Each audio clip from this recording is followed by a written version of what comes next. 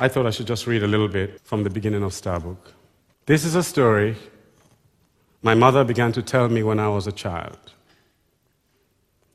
The rest I gleaned from the book of life among the stars, in which all things are known.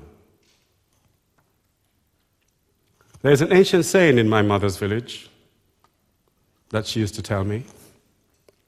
They say, it is not who you are that makes the world respect you, but what power it is that stands behind you. It is not you that the world sees, but that power. Thank you.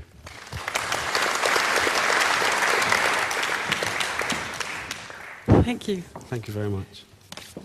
This story was a story that your mother told you. She began to tell you this. She told you a lot of stories. What kind of stories?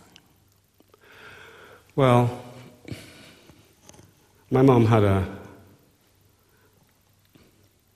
annoying habit of telling me stories whenever she wanted me to know something. So if I was doing something wrong, she wouldn't say, Ben, you're doing something wrong. She'd tell me a story. And the story would mystify me. I'd never get the point of the story. Till about 20 years later. And then I'd say, oh dear, that's what Mom was trying to tell me. Oh dear. Oh dear. Oh dear. So, she told me stories to illustrate things. Because I think, now that I've had a lot of time to think about it, because I think she thought rightly that a story makes me think more than a direct correction. If she says, don't talk to people like that, it irritates them. She'll tell me a story about someone who talked to people like that and the strangest things happened to them, not necessarily bad things.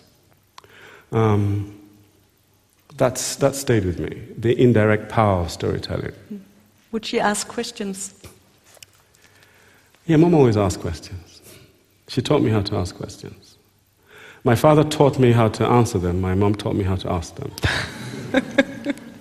And I also know that you did read a lot yourself. What kind of things would you read? Well, my earliest reading, because I began reading very early for some reason, was mostly, well, first of all, the fairy tales.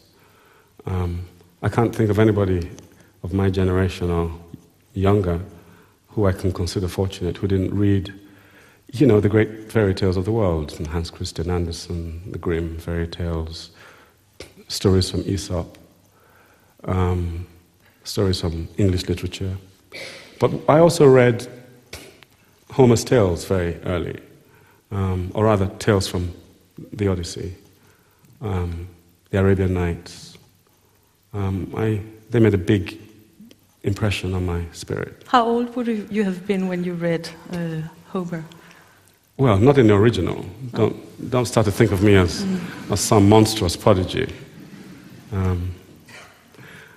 I began reading very early, about 4 or 5, and also we had good teachers at school.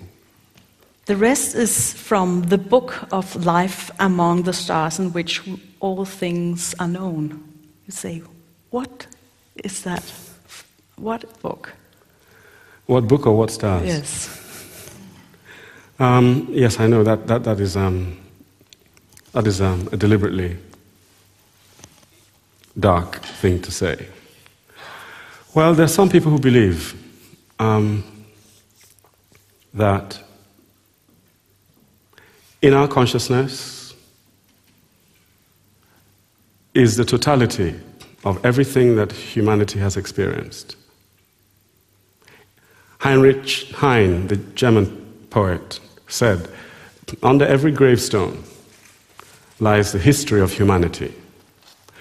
This is a feeling that has been shared by poets, by sages from the earliest times, that we carry all of human history inside us. In some traditions, there's a belief that there is a book somewhere in the universe and somewhere inside us, in which all things are known. I believe that when writers write about things that they don't know about, and write about them as if they knew them, they're making contact with that book. Jung might call that book the collective unconscious. Artists, composers, when they work magic, it's because they make connections with that mysterious book among the stars. You could call it inspiration if you want to be very, very materialistic about it, but I'd rather keep it on the poetic plane.